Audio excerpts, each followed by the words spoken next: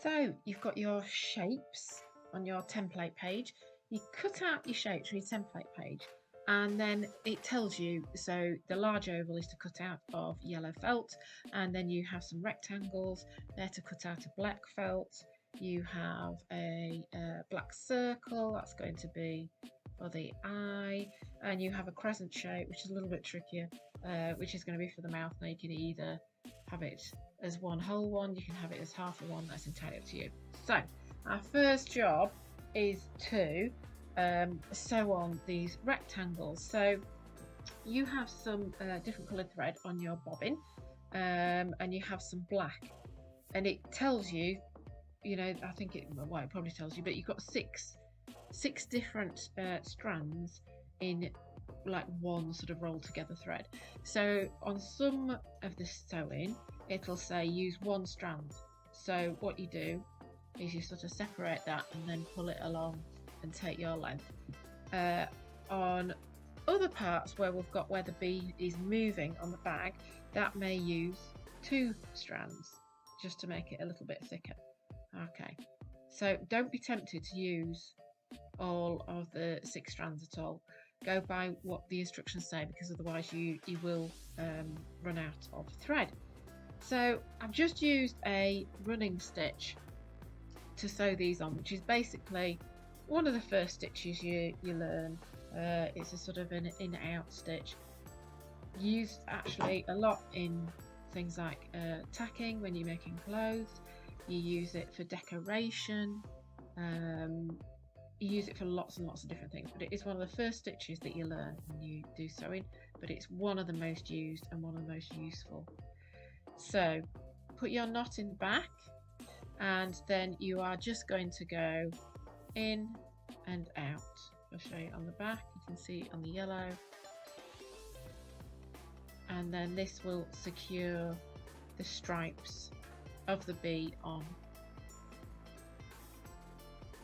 Okay, let me go back to the front so I can see what I'm doing. And what I've done is I actually took the whole rectangle and sewed it on. This one I have just undone a little bit because they needed to do sort of a different clip on the camera. So this one has already been trimmed. But what you do is you sew your whole rectangle on. If you've got ends that hang over the edge, leave those on until you've actually stitched all the way around. And then I'll show you how you trim it. So you just sort of carry on small-ish stitches, but they don't have to be sort of tiny. And I found this is actually a better stitch because it doesn't show up against the yellow as a sort of whipping stitch would do. So this is coming to the end of that last stripe. Just be careful with the needles, they are sharp, and you sort of almost anticipate where think where the needle is going to come out behind, so that you're not going to catch your finger in it. And then to do a little knot, you can either go around a stitch that you've already done, and then you just go through the loop and just do that once more. Make sure you go through the loop, and then that makes sure that it's not going anywhere. Another good way as well, once you've done 2 of those, is just to weave the end in underneath where it's not going to show at the front. And if you weave the end in, when you trim it, it's not going to work its way out. Okay, so we have our 3 stripes there for the bee. So we've got the end that's got a little bit bigger space is where we're going to do the eye. So you can sort of either have it looking down, looking backwards, something like that. So similar thing with your eye, you're going to use the cotton again just to run the stitch round. And then once you've done that, you can use the black to go through the button as well, and that gives it a nice sort of contrast, so it looks like the middle of the eye. So once you've sewn the black of the eye, you can sort of do the middle, and to sew a button on, you sort of have to hold the button, come up through one of the holes and then back down. And for this one I'm going to go diagonal, so this one has actually got 4. Yours might have 2, it might have 4, and then go to the opposite corners. And this just sort of adds a little bit of fleck, if you like, to the eye, a little bit of detail. It's a bit of good practice sewing buttons on.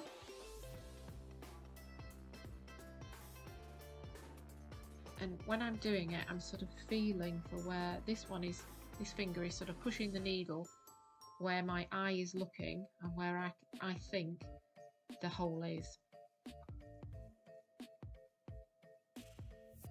Okay.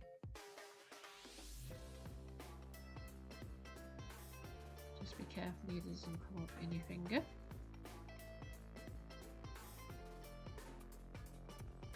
Going too far there.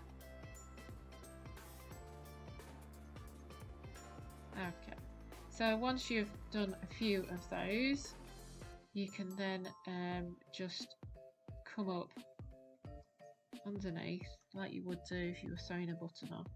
And when you're sewing a button on, you sort of wrap it around a little bit like that, leave a loop, and then you go through that loop, and then that knots the button. Push the needle through to the back, sort of underneath the button, and then you can just sort of do the same as we did with the others. You just make a little stitch and go through the loop, and then that makes your knot, so it's not going to come unravelled at all. You don't need it to be coming away. Right, so we've sort of got our eye there. We'll move on to a little bit of decoration on the bag now. So what I would like you to do with your bag is to think about where you would like to show where the bee is flying. So your wings for the bee are the heart shape, and it does come to a bit of a point, but we're going to sort of gather that a little bit. I'm going to attach this to the bee before I then start sort of attaching it to the front of the tote. So we've got glittery. I would have your glittery showing at the front, because one side is a bit more glittery than the other. And as we have this middle stripe, this middle black stripe, I think is the best sort of place to attach these. So I've got a knot in my cotton, and I'm not going all the way through to the front. I'm just going to attach them through the back of the yellow felt, because the black is on top. So that's sort of secured it. I'll sort of, I run a needle sort of through. Sometimes you can sort of offset, as in they don't have to be directly on top of each other, the wing shapes. So if you just sort of pull that in a bit, it makes it crinkle a bit more and stand up a bit more. So sort of pull that in. It doesn't matter if it's going to have a little bit of bulk, because you're going to put some wadding at the back as well. So we're not seeing anything at the front apart from the wings. Have to have a little bit of glitter on your wings. So it's all about sort of just gathering it in a little bit. We can do a little bit more when it's in position as well. So make some sort of knots. Just be careful with your fingers. Feed it through, and then we'll just feed that back down there, because I know that it's got a black stripe on top. I know that I'm going underneath that yellow felt with the tail ends, and then I'm going to get my handy little scissors and just snip that off. So now we're sort of ready to start adding this to the bag. So if we bring our bag in and we're thinking about positioning it, got your entire bag, and we have the bee, which we're going to place on the bag, and what we're going to do is sort of give it a little bit of movement. So we want to sort of show the path of the bee, if you like. Now I have one of these friction pens, which means when you iron it, when you get help to iron it, that the pen mark disappears.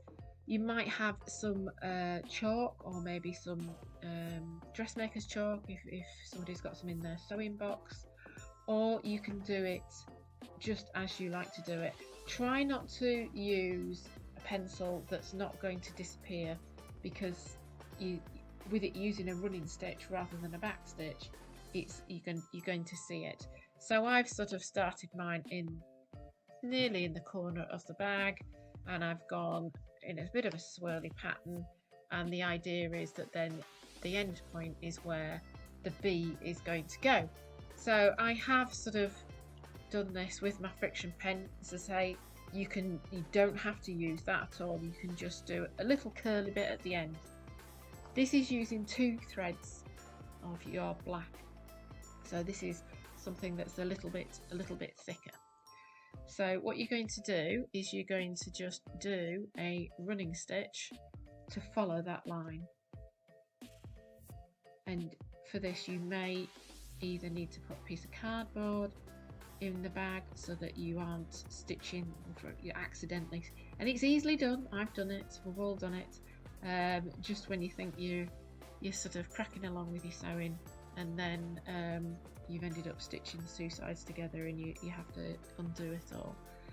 Okay, so we just undo a running stitch with this, and this is going to sort of look like the bee is moving. Don't pull it too tight, you don't want it puckering. And as I say, if you need to just secure your thread onto your needle with a little knot, that's absolutely fine till you get used to it.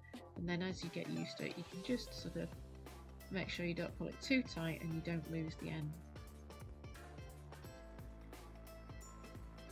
It's quite nice to have a sort of swirly pattern for this, and as you've got quite a large area with the front of the bag, you know, you may as well use it, make it look pretty.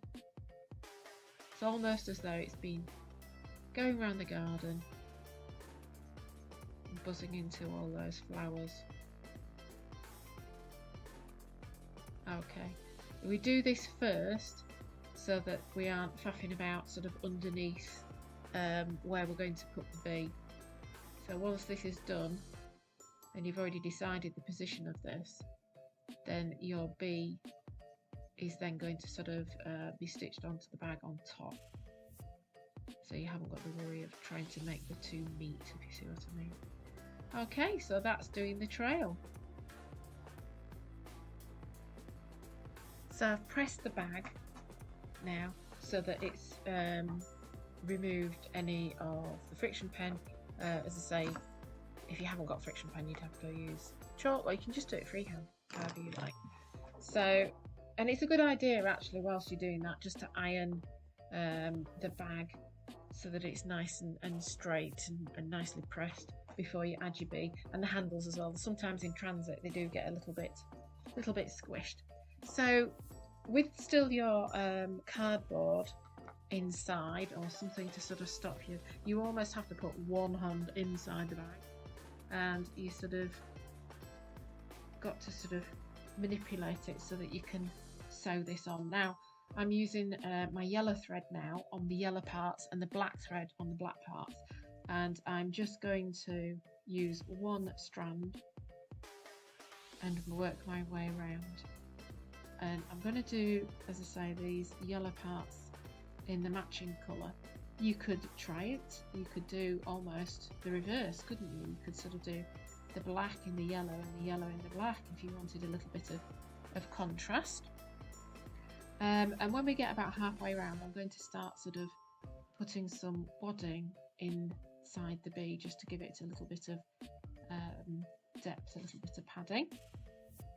So I will show you that next, but as I say, wait until you get a little bit of the way around, because at the moment it's quite difficult to manipulate. Alright, so I'll let you get on with starting to sew that. So as I say, that's just to show you a little bit what it looks like. I think I prefer it when you can't see it anyway. But when you've got sort of all sort of that front end and most of the sort of back end done in yellow, then you can take your wadding, and with Build-A-Bear they sort of put lots of air in it, don't they? And they have that special machine. So you're going to open up sort of the open end of the bee, and you're going to sort of push in your wadding to sort of fill out the bee. Now don't ram it in, you'll sort of misshape the bee, but just to give it that little bit of extra sort of padding, and make sure that it is even as well. Okay, round the wings it's a little bit trickier, so you sort of got to make sure that you're not sort of puckering the bag, but you are catching everything in. So if you can see my needle coming up there, and we can go around and sort of stitch the wings a little bit more to the bag later on. So you might need a little bit of help with this bit. I'm just doing the yellow bit at the moment. I'm not going to worry too much. I'm going to come back and do the black.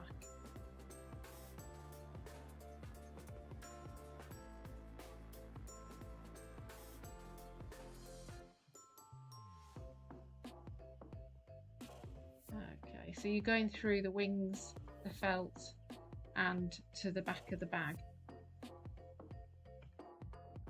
There's your finished Busy Bee tote. I do hope you've enjoyed this video and you've enjoyed making your kit.